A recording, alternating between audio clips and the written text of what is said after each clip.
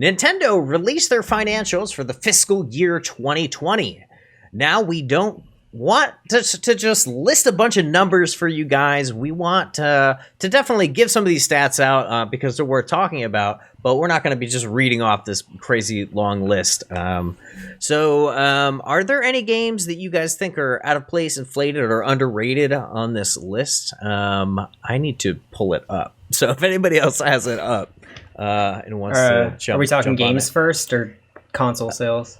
I think we should maybe just stick to games because I feel like the console sales is pretty similar to the discussion we had in a previous podcast. Unless you guys want to talk consoles too. Okay. I think it's crazy that Pokemon Sword and Shield are almost at the level of Breath of the Wild and Mario Odyssey, and it's been out for 2 years less than they have been. Mm-hmm. I mean, I think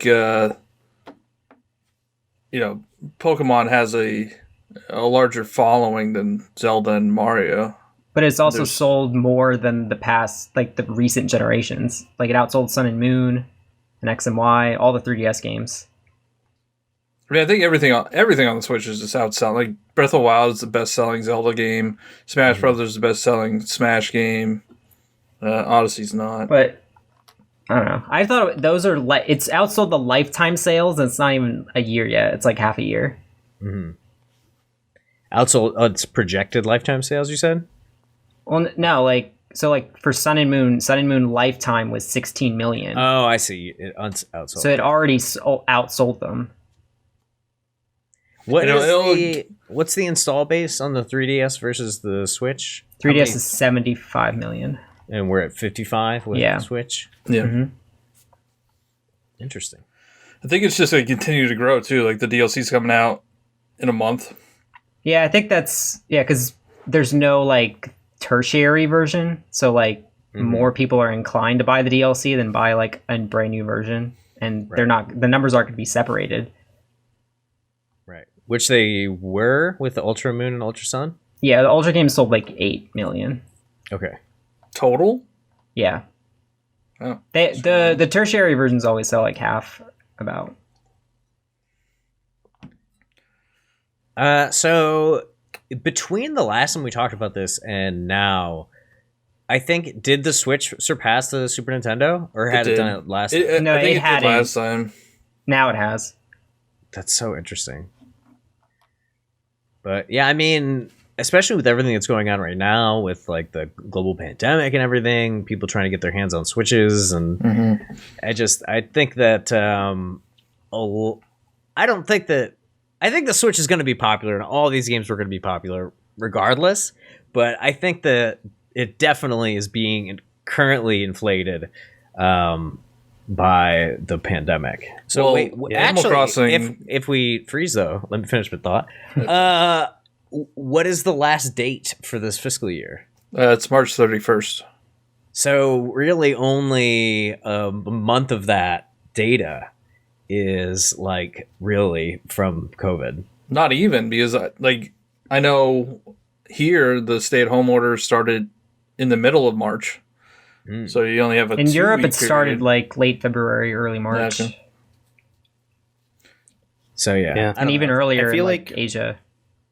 I feel like Animal Crossing is the big surprise on this list. And maybe not so much surprise, but like it definitely happened. Like it came out once all of these stay-at-home orders were being issued, and in the midst of all that, and like 11 million units in a week. It's like a week and a half. In a week? Yeah.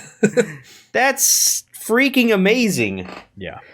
And especially since, like, I feel like also, like, it couldn't have come out at a better time for being as popular as is with everyone having to stay home. And also, like, the one island per Switch kind of also, I think, has a big influence on that, because I know that initially my wife and I only got one physical copy. We do have 2 Switches, and we're just swapping back and forth our cartridge. But then it got to the point where it was like, we really want to visit each other's islands. We want to be able to mail each other things. We want to be able to play together. And so we bought a second copy. So I wonder how many other people are buying a second copy because there's only one island per Switch. I like to call that I mean, it could be the spouse 'Cause effect, but I like. You'd also have so- to have another Switch too. Yeah. Yeah. Yeah. How many households have 2 kids with 2 Switches? Dude, it's probably so many. That's what I was gonna say. It's like the brother effect. Like you can't Exactly. like they gotta have like each kid's gotta have their own. Like we all had our own Game Boys. Like we had like I had Pokemon Red, my brother had Pokemon Blue. Like there's definitely that effect of like I gotta have mine. But like there are games that are like Animal Crossing, like Pokemon, where it like kind of matters that you have your own. Where Yes. like this Breath of the Wild or Super Mario Odyssey, it's like it doesn't super matter because you can you can take turns. There's not this like interaction that happens. Like there's not this like huge customizable aspect to it. And I think that those 2 games in particular are, you know, maybe more susceptible to double buys. I think absolutely. the a huge factor in why Animal Crossing is so successful is because it like crossed into the mainstream. Oh, big time. Like we were talking about this last week, that it Chrissy showed Teigen. up on last week. Right? What? Weren't we talking about Chrissy Teigen too? Oh yeah, Chrissy Teigen's been playing it. John Oliver covered it on Last Week Tonight. Elijah Wood has been visiting people's islands. Yeah. I think like Tekashi 69 was playing it or something. I don't know. There was some like rapper out there that was playing it, and he was like tweeting about how he needs help getting like iron. That's really funny. It's just, I think that whole, it's just, you know, surpassed, you know, the Nintendo fan base. It's now into just it's just part of the culture now. Yeah, absolutely. It's just, oh god, there's so many memes. So many memes. It's just everywhere. It's everywhere. Yeah. So yeah, I guess going off of that, I'm saying that some of them are inflated because of potential. Like I'm going to call the what was it I say the brother effect. Yeah, something like that, or like because you have to have 2 systems and 2 games so that the parents don't pull their hair out. But is that inflated because 2, like one household needs multiple copies? It's still 2 people. Yeah, I'm just saying that like it's not like Pokemon where like if you're saying you're buying it 2 for 1 person. Right, but what I'm saying is that back in the day, if we reverse back to 1992, and we had Pokemon Red and Blue, or tell me the real year, 98. 98. Yeah. If we go back to 98, I think I still was on the Super Nintendo. I hadn't upgraded past that. But we had 1 copy of like Super Mario World, Yoshi's Island, like all those games, 1 copy of those, but we had 2 copies of the like Pokemon games. So it's like there's just games that you don't need to have 2 copies of in your home, like to get the full experience. No, I get that. I wouldn't call that inflated. What would you call it? Nothing. I mean, I think Pokemon games are always kind of inflated because there's 2 different versions. Because there's 2 versions, yeah. Mm-hmm. But it's not like Animal Crossing where you're talking about, I gotta buy 2 versions of the exact same game. That might be calling it inflated. Well, they said their whole goal is to have a multiple Switch household. Yeah. You know, they want multiple people to have Switches in their household. Mm-hmm. I mean, I'm like, I don't have anybody else in my household that would want to play the Switch, and I have 2 Switches. I mean, can you imagine if there were 2 versions of Animal Crossing where one version got people like Crazy Red and the Able Sisters, and then the other version had like Nook's Cranny and Kix and Leif? That'd be interesting. That would be crazy. Oh, man. There'd be so much more online stuff going on. that would be so gross. Oh, man. All right. Well, let's say once the dust settles, where do you think the Nintendo Switch will fall?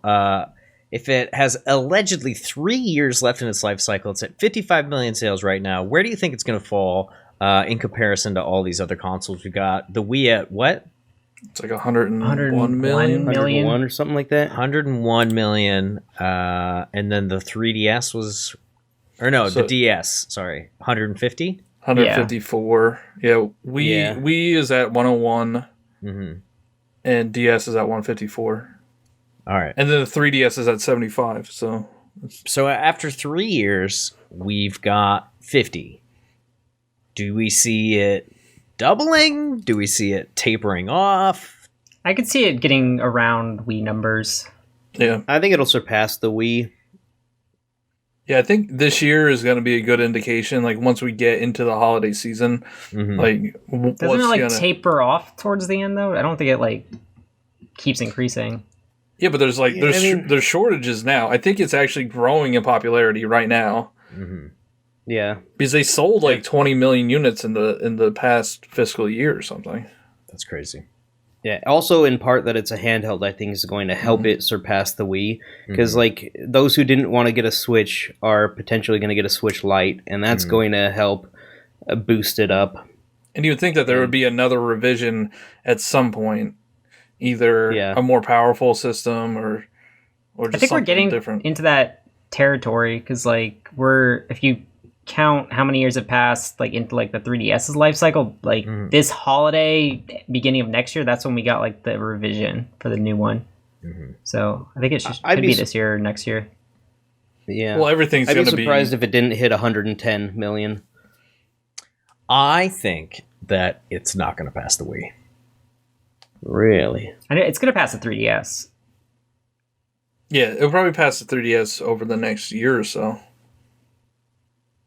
But yeah, I was thinking like unless they do like a new SKU that's like more powerful and it counts as like the same number like all these other Yeah, because you also count as the same thing. You saturate the market too. Like everyone who wants a Switch will already have a Switch. Yeah, and then those who have a Switch are going to get a Switch Lite. That's not everybody though. No, not everybody. I think they're not peaking yet. I think they're still going. They're on an upward trend. Definitely. Yeah, I'd probably get a Switch Pro. There's more people being turned on to Switch now than ever before, so I just think the number's going to go up. Yeah, lots of people just from Animal Crossing have been like, I have to try this amazing game and I can't get a hold of one. I was able to get one in this pandemic. GG. Thank you guys so much for watching. If you want to check out other PackCast stories, click on the videos on the right. Don't forget to subscribe, and we'll see you next time. Take care.